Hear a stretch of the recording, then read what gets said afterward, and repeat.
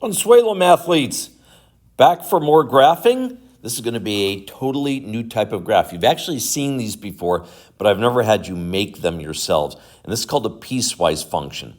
If you remember back in section 2 when we dealt with functions, sometimes we had a graph, sometimes I gave you a graph that looked like this. Okay, like part of it looked like that. And you don't need to write any of this part down.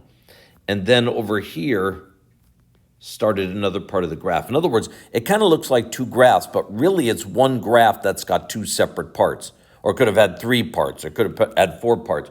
For instance, we could have had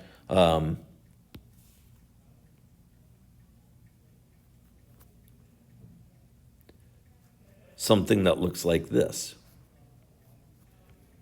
Okay, where there are 3 distinct parts, but, and by the way, if you run a vertical line through this, you can still see that it's a function, but it's one function. It's not 3 functions, it's one function. Well, I'm going to show you how to make those today. And really, what it depends on is domain. Domain's pretty much everything here, okay? So I'm going to get rid of this. And I'm going to just try and give you kind of like the general idea of what it is you're doing. Let's say I ask you to make a graph, and whatever it is, when you're done, it looks like this. Okay, is it possible to make just part of that graph? In other words, I don't want this part. I only want that part. Well, sure. That's all we're doing is we're making just part of the graph. Okay, and again, you don't need to write any of this down yet. So what I'm going to do is kind of take you through little by little and show you how we can do that. Okay, first of all, and again, you need your own paper for this. Let's graph, which you all should all know how to do. F of x equals negative 2x plus 4. We have the slope is negative 2, and the y-intercept is 0, 4. Fine, so we go to 4. Then we go down 2 and over 1. And then as best as you can, draw your graph.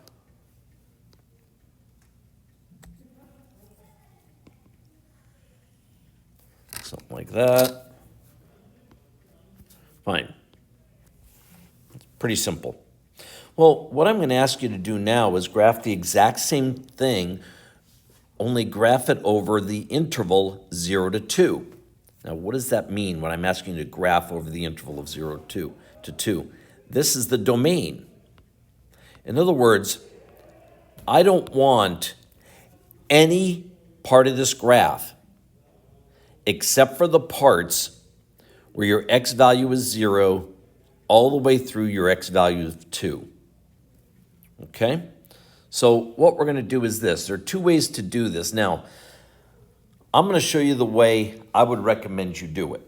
Okay? On the next video where I talk about piecewise functions, I show you 2 ways. I'm going to stick with what I'm going to call the first method. I just give you the second method. That's on the next video. For those people that like it, some people like it, some people don't. Myself, I like the second one. Most people like the first one, so we'll go with that. What we're going to do is, first of all, kind of stake out the part of the domain that we want here. So we have 0, and I'm dashing it because this is not part of the graph. Sorry, that is not 0. Be a good thing if I knew what 0 was.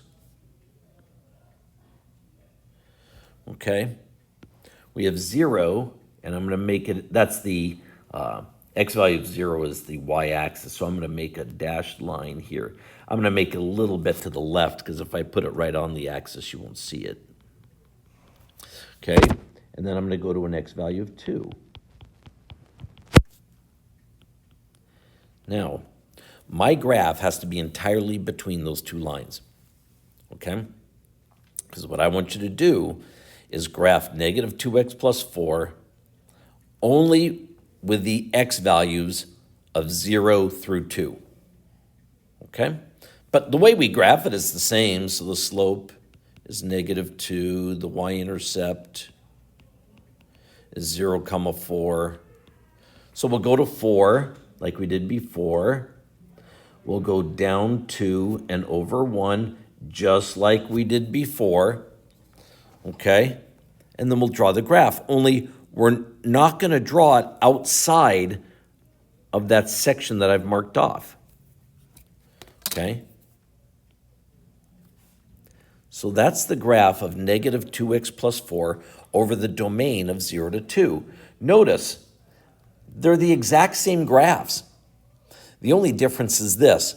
What I've done is erased, or essentially ignored, I've not erased it because I never put it, these two parts of the graph. Why? You know, down on the second example there. Why? Because I only want the x values from 0 to 2. Okay? Well, how about this next one? F of x equals negative 2x plus 4 if 0 is less than or equal to x is less than or equal to 2. That is the exact same problem as this one. It's just stating it differently. I'm stating it with an inequality as opposed to an interval. So I'm going to graph it the exact same way. Okay? So again, I'm going to mark off 0, mark off 2. Okay, my slope is negative 2. My y-intercept is 0, 4. So I'll go up to 4, go down 2 and over 1. I'm doing the exact same thing I did last time because it's the exact same problem, just stated differently, that's all. And then I'll draw the line. Actually, it's a line segment because it's only part of the line, but okay. Does anyone have any questions on that? If you do, ask me, okay? Now here, this is a piecewise function, okay? This is a single function. It's not two functions. It is a single function defined by more than one rule, where these things over here are the rules, okay? So it is one function defined by two rules. And where do I graph the one and where do I graph the other? Well, I graph the first one between 0 to 2, and I graph the second one where x is greater than 2. So all I'm doing, this top part is the exact same thing, notice, as this. Okay, so I'm going to do that again. I'm going to split this up into domains.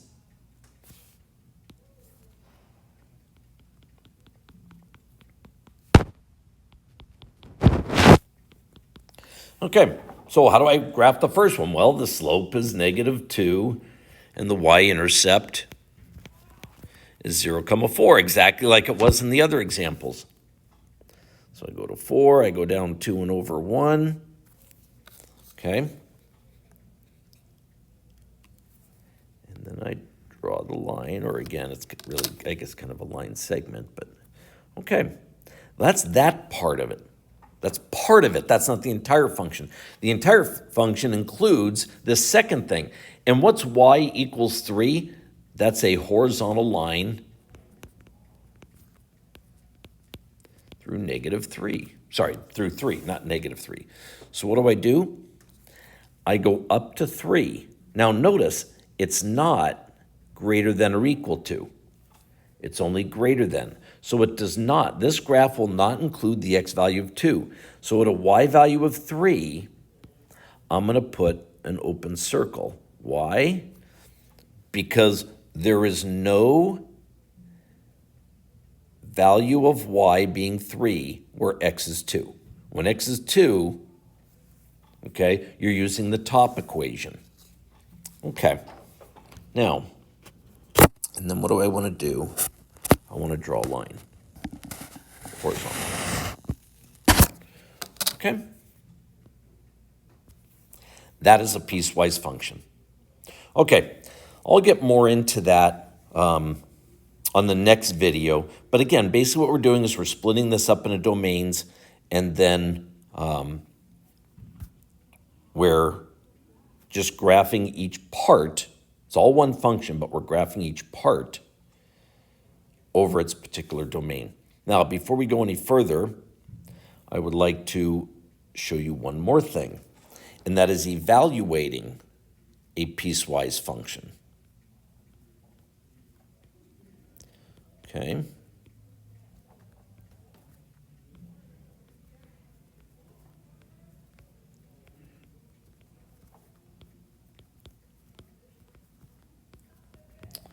All right. So let's start off with an example. Given f of x equals 3x plus 4, find f of 7. And again, you should know, what does this mean? Find the value of y when x is 7. So what do you do in the case of an equation here? You put the 7, you substitute the 7 in for the x, and you write 3 times 7 plus 4. So we have 21 plus 4 is 25. Fine. Well, this is obviously not a piecewise function. Okay, there's only one rule here. So what does a piecewise function look like? Given g of x equals, I'm going to give you three things that could equal here. It equals 5 if x is less than or equal to negative 3.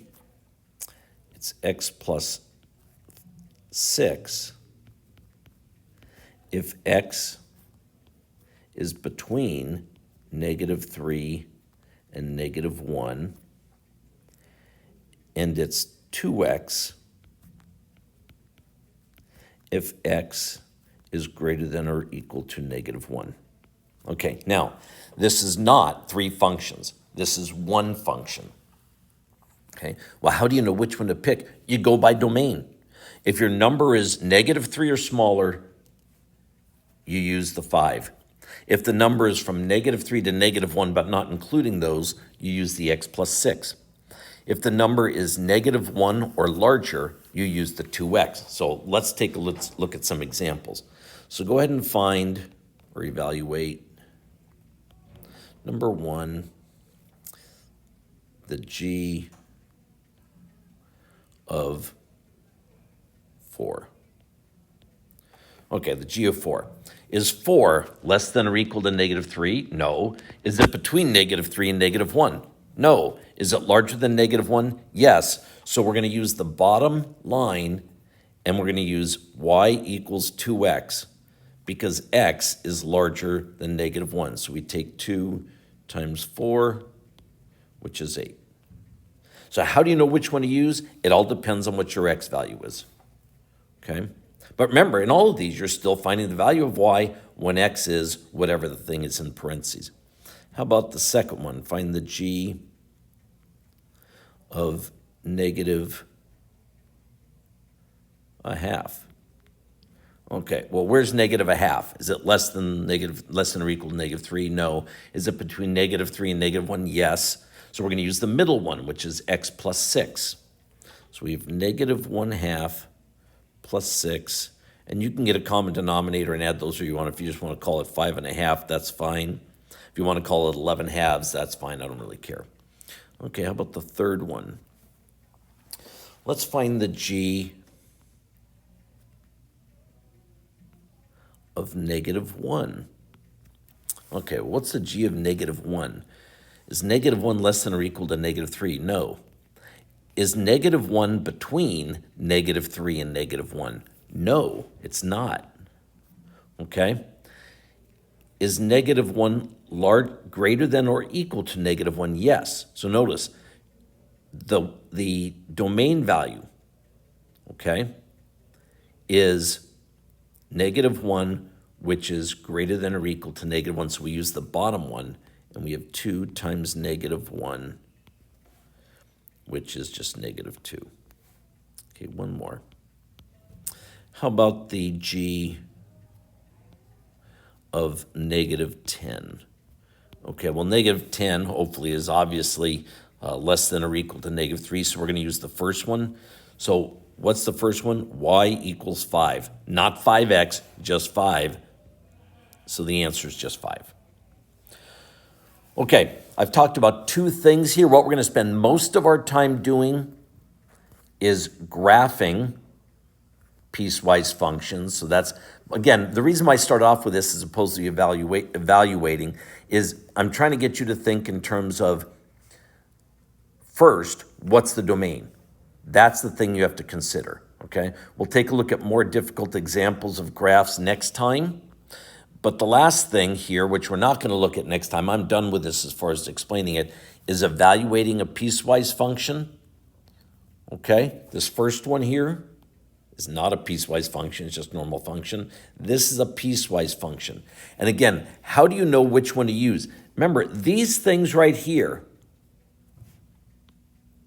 are the things that you're evaluating. Okay, but how do you know which one to use? You know which one to use by first looking at these things right here.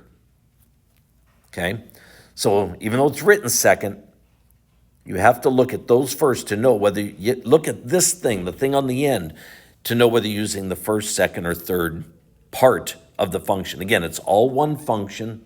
It's not three functions. It's all one function. It's just got three parts.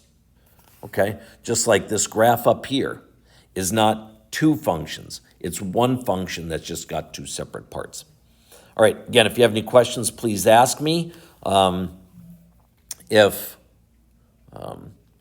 Either on the graphs or the evaluating the functions, but I will say this, if you're not getting this part on the top about graphing a piecewise function, just the introduction to it, talk to me first before you go to the next function, before you go to the next video, which is exclusively on graphing piecewise functions. Again, ask me questions if there's anything you're not clear about. And it's kind of hard to keep this straight because you have to look at two things.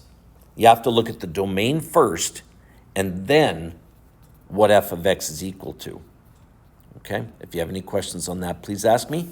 Have a good day. Bonsuelo.